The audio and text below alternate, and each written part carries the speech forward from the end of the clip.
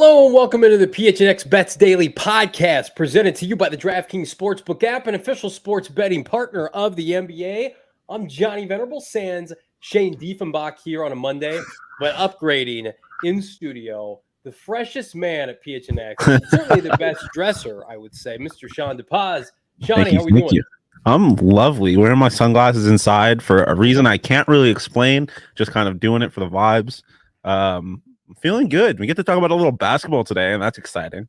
It is exciting. I also wear sunglasses inside when I don't want to make eye contact with people, not to be confused with sunglasses at night. So take that for what you will. Maybe Shawnee doesn't want to look at producer Jacob or whoever else maybe in studio. That is, you have figured me out. That is the exact reason.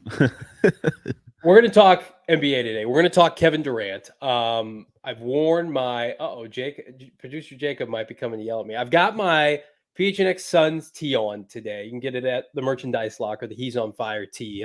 Suns maybe not on fire, Shawnee. It was about, I want to say 3 weeks ago where it seemed like, not to me, but general public, like foregone conclusion, KD to the Suns. Yeah. Why did we think that? Because our fine friends at DraftKings had the Suns as the overwhelming favorite to acquire Kevin Durant, upwards of, I think at one point, like minus 300. You couldn't even get even money on that. Well, fast forward now in time. Unfortunately for the Suns, it looks like that dream, it's not dead, certainly not dead until the deal is done to another team. But I look at the tea leaves on the DraftKings Sportsbook app, Shawnee.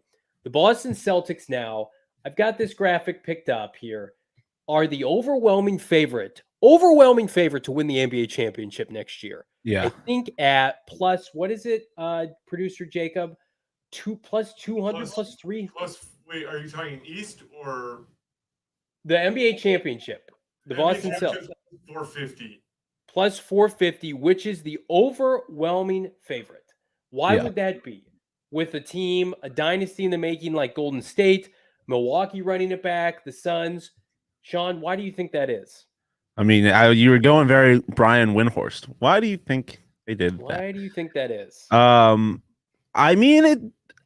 they were dressed in the NBA Finals, so that helped. But it does seem like there's some internal belief amongst DraftKings that something big is going to happen, and I don't know what big could happen other than the Kevin Durant trade to Boston. I don't really like the trade for Boston. I don't really know if there's a situation in which Kevin Durant gets traded anywhere, and the team that gets Kevin Durant is really the winner, to be honest. Even the Suns. Yeah, because I think they just I think they give up way too much, and I think the reason the Suns were so successful during the regular season last year was in large part because of their chemistry, and I think Kevin Durant just changes all of that. Like, I feel like Kevin Durant becomes bigger than the Suns, and that's part of what made the Suns special last year, is that no one was bigger than the Suns. And just on paper, who you have to give up on, just I don't know. I don't really know who Boston ends up giving up, because they're not giving up Jason Tatum. Probably end up having to, who do they give up in that situation? Jaylen Brown?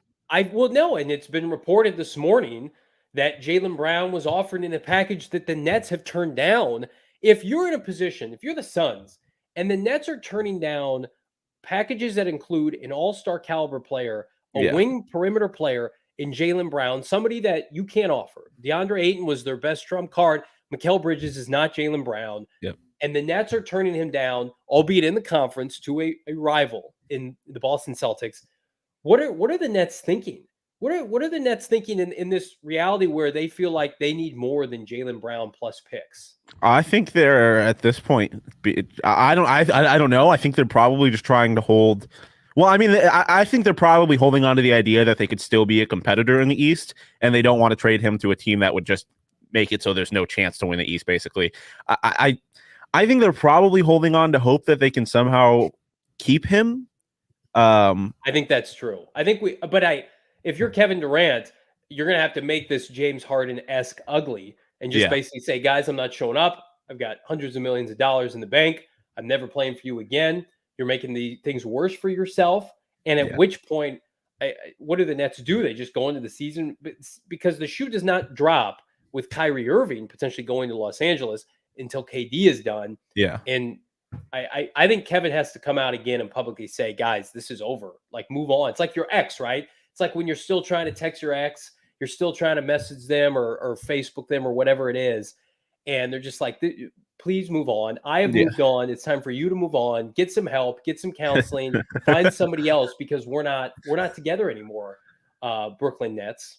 Yeah, I don't know. I mean, I'm see the thing I'm struggling to really understand is how Kyrie impacts KD, because if he doesn't want to play with Kyrie and then they end up trading Kyrie, maybe he's like, okay, that's enough. Like I'm willing to stay here now. With I what don't know. what pieces though? Because But the thing no is like team is taking on Kyrie other than the Lakers. So what is Durant going to play with? A bunch of scraps from Los Angeles? I don't know. Well, my thing is that I don't know where Russell or where KD goes.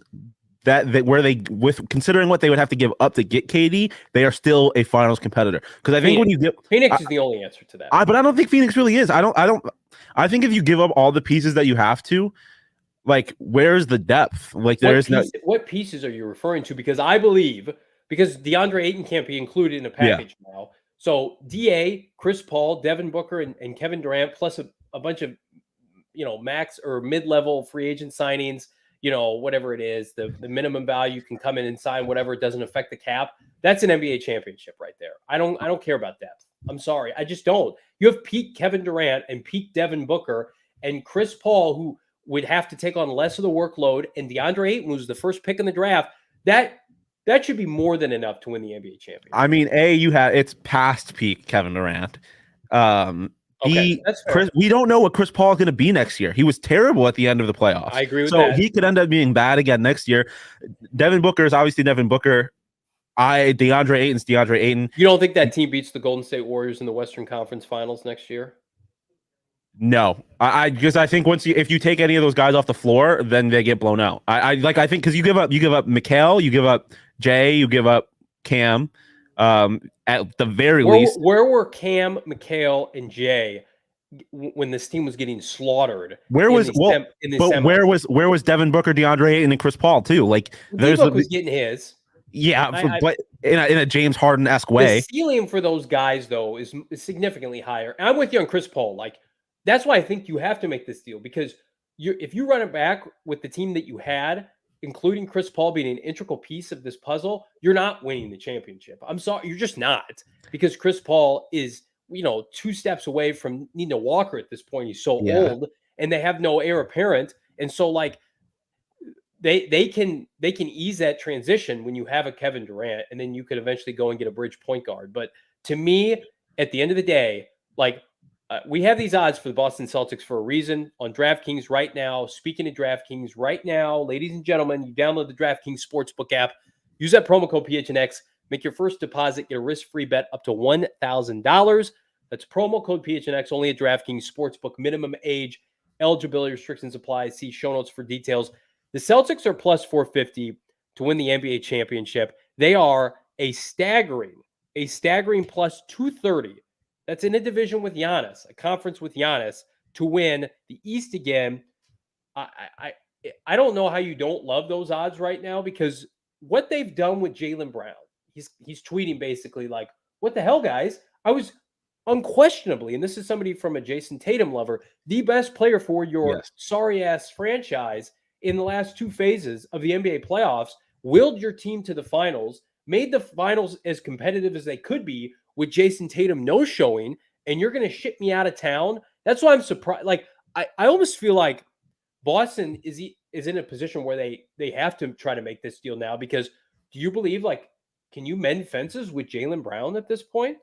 I think like Jason Tatum and the guys on that team can probably get him to buy back in, even if what's his name? Why am I forgetting who their GM is?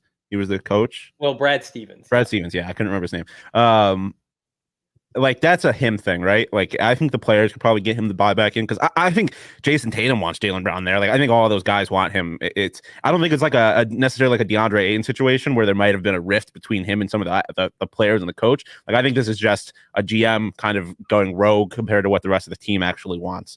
Or I mean, they probably want KD, but they probably would love Jaylen Brown to stay. And I know your point at the top of the show rings true to Boston more so to the Suns than like Jaylen Brown is, I think, entering like the prime of his career. Yes. And there's a good chance like I'm not going to say he's going to supersede KD, but like KD could flake out again. Whereas like you could be buying into a player in Jaylen Brown. I don't think the Suns have anybody like that. The Suns have nobody that they would give up in a trade equal to Jaylen Brown. I agree. With all due respect to Cam and Mikal and these unknown draft picks, and you're not giving up DA at this point. Yeah. But it just speaks to, number one, the Nets are delusional. Number two, they're leaking this out. Supposedly this Jaylen Brown trade is like 3 to 4 weeks old, potentially. They're trying to drum up business now because shit's gotten slow. Like, hey, teams, give us more. But if you're the Suns, like, your best package is what it is today is going to be what it is 2 or 3 weeks from now. Yeah, I mean, it could end up. We could end up getting to a situation because there will eventually be a point where DeAndre Ayton can get traded. We could end up getting a situation where it's Ben Simmons-esque, right? Like, KD decides not to play. He doesn't get traded, and he's just kind of sitting out for the first half of the season. And then eventually, someone makes a trade for him. I don't know. I am not as high on the Celtics as you are, to be honest. And I know we have a Celtics fan, low key, kind of. A Celtics fan? I'm not a Celtics fan. I have a spot in my heart for the Celtics, but it's more because of the player. I'm not a fan though. Like, if we want to talk about me loving the Suns, I was a Clippers fan, to be honest, which actually I know we have some future predictions for the NBA. That's one of them. They are mine. Second right now, plus 600 to win the title. Do we want to throw up my NBA pick? Because I stayed away from picking the finals or the champion, but I have who I think is going to be in each respective conference finals. I went Clippers Suns. I mean, we haven't seen this. Golden State. What's that? Where are the Warriors at? Listen, I'm not going to sit here and be like, oh, the Warriors were a fluke. They're old, but like the Warriors, like the West I think is a little more open than people like. I don't think the Warriors were like clearly the best team in the West. I think the Suns flamed out even though they were the best team in the West. The Mavs don't have anything for this Clippers team or the Suns team, or excuse me, the Warriors team. They're too experienced, too deep. Like, but I think the Suns, if they didn't completely disappear and they don't necessarily have to play the Warriors, or even if they do, I think the Suns can beat the Warriors in the playoffs still. I think I'm in the mindset that what happened with the Suns was much more of just like a fluke and that it won't happen again, as opposed to it being like, is the Suns with KD versus the Clippers? No, this is the Suns as they are. This is the Suns as they are. I think if Chris Paul isn't as bad as he was in the second half, and they just they are able to play their entire like who they are throughout the playoffs, and if Monty like learns a little bit from what happened this last year, I think they can make a conference finals. I think, especially if they don't have to play the Warriors and the Clippers take care of the Warriors, because the Clippers we have not seen in full strength. I miss seeing Kawhi play basketball. I love Paul George, and I think he gets way too much hate as a basketball player. I think he is one of the best players in the league. That team can be unbelievable. I see this as a very realistic possibility, especially considering the value on it. And then in the East, like I said, not really bought into the Celtics. I think I love Jason Tatum, but we've seen that he has the ability to disappear. I think if Jaylen Brown has to be your best player, that's not a recipe for success. And Al Horford being like, I have too many questions around them. I think the Heat are very capable of getting to a conference finals, and then I think the Bucks are still the best team in the East. I think Giannis Antetokounmpo is still the best player alive. I could see I think both of those situations are very realistic, and neither of them are the most likely situation, which is why the odds are pretty good in them. So looking from a bet standpoint, particularly, I think those are good picks. But regardless, I think those are my predictions for the conferences. I like those predictions. I'm concerned.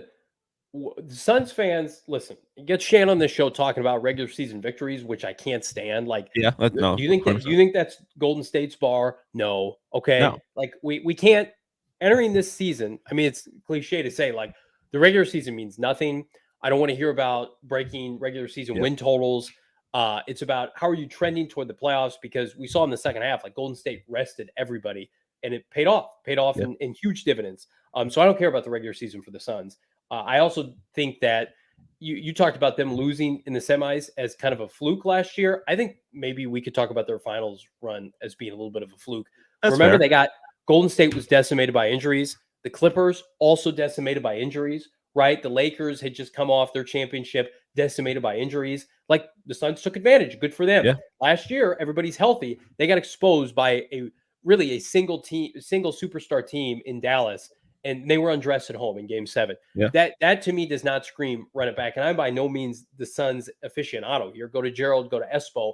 I just, like everybody else, you watch the game with your eyes, and are the Suns getting better?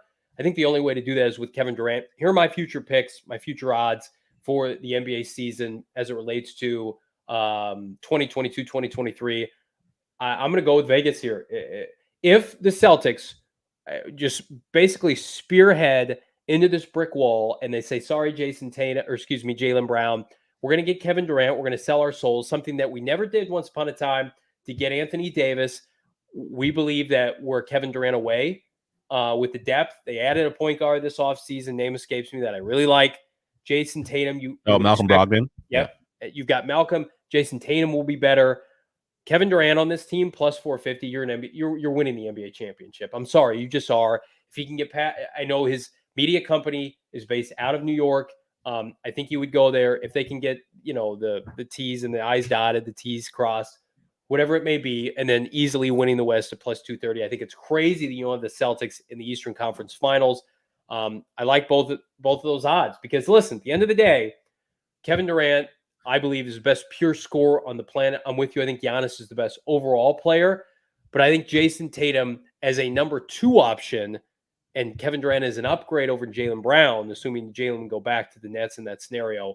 That's a recipe for a championship.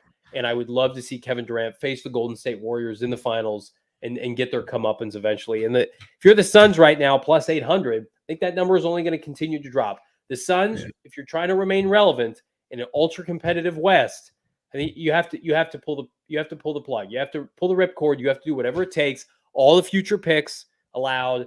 Give up Cam, give up McHale. I don't care. You get Kevin Durant with the coach that he admires, the point guard he admires, the wingman he admires, and you make it work. And listen, I firmly believe this. The Valley will be forgiving if they acquire Kevin Durant and they gut the farm, so to speak, and they don't win the championship.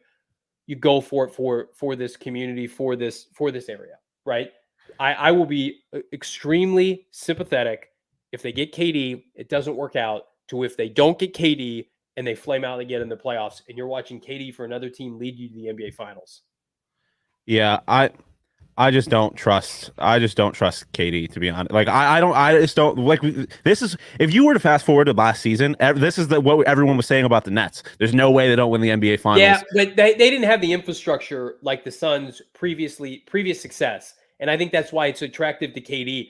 KD has shown I can't go to an organization and lift up the culture. I'm not a culture shifter like a LeBron James, but I can go be the missing piece to Phoenix that's on the cusp, right? The Brooklyn Nets, that was a dumpster fire to begin with. You remember he went there with Kyrie. He was out his first year. Like that was never set up for success long term. So I'm with you to some extent. Yeah, I don't think any team that KD goes to. I think any team that KD goes to gets gutted too much. I think the Suns depth and their vibes get ruined, and I think the Celtics they lose their best player in Jaylen. They're the most trustworthy player at the very least in Jaylen Brown, and who knows what else. I don't know how you if I'm the Nets, or excuse me, if I'm the Celtics and I propose Jaylen Brown in a trade, I can't leave the negotiation table until that deal is done because of what happened like this morning. That gets out. And Jaylen Brown's looking around like, what happened to this franchise that carried to the finals? Yeah, I don't know. Well, we'll see. This NBA season is going to be very interesting, and I think the Clippers in particular are going to make the season really interesting because they're just a team that's basically just going to appear back into existence after getting their 2 stars back. So I'm excited for it. If you want to come talk NBA with us, as well as any other Phoenix sports teams, franchises, we'll be live at Four Peaks, A Street Pub, all day this coming Wednesday with the rest of our PHNX crew. We've got Coyotes. Betts is live with Shano and I. Suns. What else we got? PHNX Cardinals is live at 4 p.m. Diamondbacks. I believe Sun Devils is also live that day. Yes, we're going to go all day. It's the last Wednesday of the month. We're going to be partying at Four Peaks. Come out, have a cool one. Want to remind everybody, got to be 21 and older to have a beverage, to drink responsibly, but bring the kiddos out, right? Get a couple of apps, right? We'll be chicken tendies. Yeah, chicken tendies. We're going to be talking ball. We're on the cusp of the start of NFL training camp for the Arizona Cardinals, which officially kicks off for the veterans this coming Thursday. We're going to be talking about that and more. 4 p.m. PHNX Cardinals audio only podcast dropping today. Shawn, it was a pleasure. I will be out tomorrow Oh, hanging with the Arizona Cardinals media day. Myself and Bo Brock. We're going to be hanging out in I think it's dabbling in the greater Glendale area, nice. trying to get some exclusive PHNX Cardinals for you. So catch Shane and Shawn tomorrow. Shawn, thanks so much for hopping on today. Not a problem. Thank you for having me. Looking fresh to death, my friend. Be sure to like, subscribe, leave us a 5-star review wherever you get your podcasts. Check us out, gophnx.com. Become a member. 99 cent, just under $1. $8.99 for the subsequent months. Become a member for the year. Save you some coin. Get this fresh He's on Fire tee, just under 30 buckarooskies, or for free, just under $60 for the year. We'll see everybody tomorrow. Take care.